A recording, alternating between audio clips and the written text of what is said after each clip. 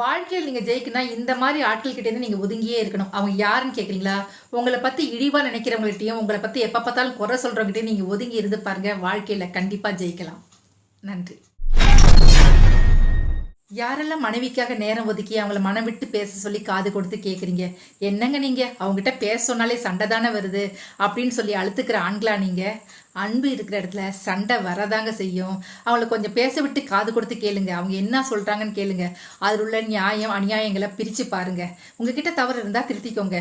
அவங்ககிட்ட தவறு இருந்தா நீங்க விளக்கமா பொறுமையா எடுத்து சொல்லுங்க. கண்டிப்பா உங்க பிரச்சனை வந்து சுமூகமா முடியும். அதுக்கப்புறம் உங்க வீட்டுல அன்பு குடிக்கொண்டிருக்கா இல்லையான்னு சொல்லுங்க. நன்றி.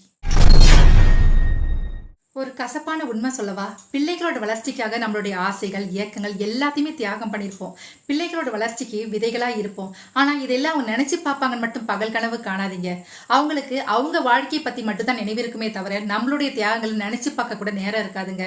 இது கசப்பான உண்மைதான். இருந்தாலும் அதை ஏத்துக்கிட்டு தான் ஆகணும். நன்றி.